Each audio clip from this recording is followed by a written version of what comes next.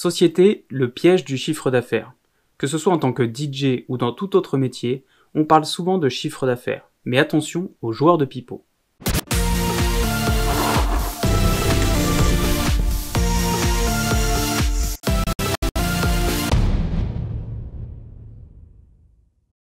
Bonjour, c'est Vicinco et bienvenue sur cette chaîne où on parle d'événementiel.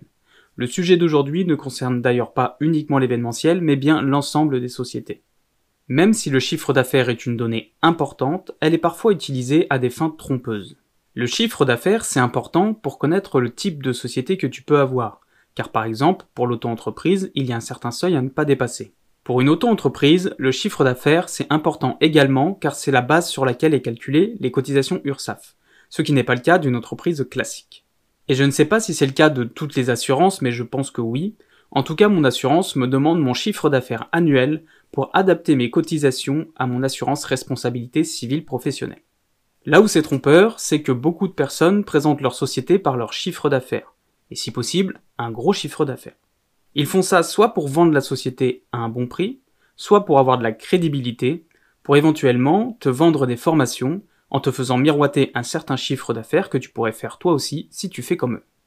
Même si le chiffre d'affaires permet de connaître la grosseur d'une entreprise, parce que évidemment, entre une société qui fait 10 000 euros de chiffre d'affaires et une société qui fait 1 million de chiffre d'affaires, il y a quand même une structure différente. Celle qui fait 1 million de chiffre d'affaires, elle a des collaborateurs, un service comptable et j'en passe. Pour autant, la grosseur du chiffre d'affaires ne doit pas te mettre des étoiles plein les yeux. S'il est beaucoup mis en avant, souvent, ça sent le pipeau. Une société peut faire 1 million de chiffre d'affaires, mais perdre de l'argent à la fin de l'année. Le principal, c'est est-ce qu'elle gagne de l'argent. Il y a même des hommes d'affaires qui avaient mis en place un système pour gonfler le chiffre d'affaires de leur société dans le but de la revendre. Ils avaient fait un deal entre deux sociétés de secteurs différents. De mémoire, une société qui était dans l'informatique et une autre qui était dans la menuiserie. La société d'informatique vendait à la société de menuiserie pour 500 000 euros de logiciels et d'équipements informatiques. En retour, la société de menuiserie vendait à la société d'informatique pour 500 000 euros également, mais cette fois de meubles et d'aménagement de leurs locaux. Résultat comptable pour les deux sociétés, elles ont dépensé 500 000 euros, mais elles ont également récupéré toutes les deux 500 000 euros, donc ça fait 0. Par contre, sur le chiffre d'affaires annuel, elles ont bien augmenté de 500 000 euros chacune. Si tu te dis que c'est un bon plan, je te déconseille de faire la même chose, car de mémoire, ils ont fini devant le tribunal. Si on se penche sur le cas d'une société d'événementiel qui ferait 100 000 euros de chiffre d'affaires, elle ne peut donc pas être une auto-entreprise. Vu le chiffre d'affaires, je pense que c'est très rare, voire impossible à réaliser tout seul.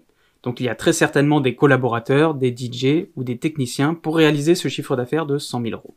Il y a beaucoup de choses à payer. Déjà, il y a les salaires, que ce soit des DJ ou des techniciens ou n'importe qui d'autre, qu'ils soient salariés ou en auto-entreprise.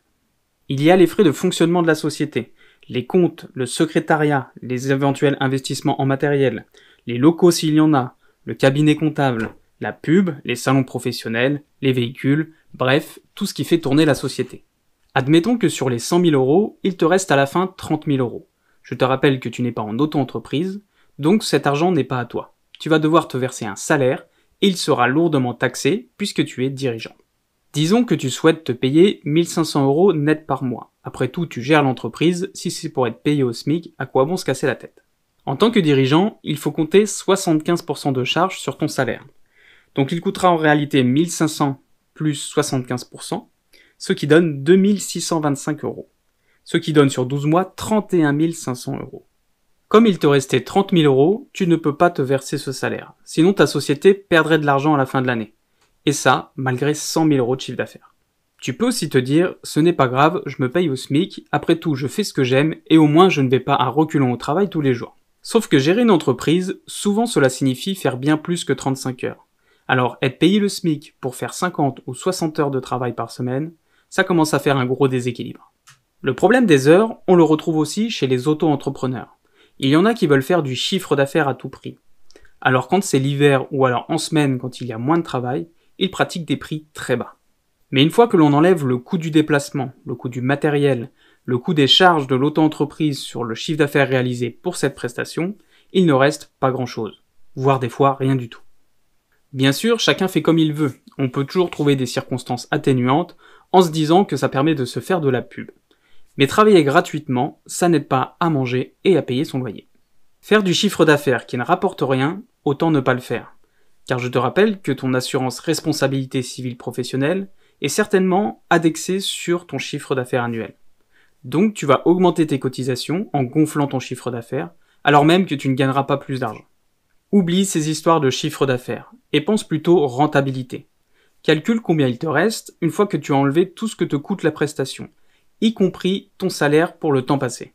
Si tu es en négatif, c'est pas bon. Il vaut mieux faire moins de choses mais avec un taux de rentabilité correct plutôt que se fatiguer à courir partout et faire plein de choses pour ne gagner presque rien, voire même perdre de l'argent. J'espère que tu as compris où je voulais en venir avec cette histoire de chiffre d'affaires pipeau. Je te rappelle de vérifier les chiffres que je te donne car je peux me tromper et la réglementation évolue. Si tu as des questions, pose-les dans les commentaires et n'oublie pas que le plus important n'est pas ce que tu as, mais ce que tu en fais.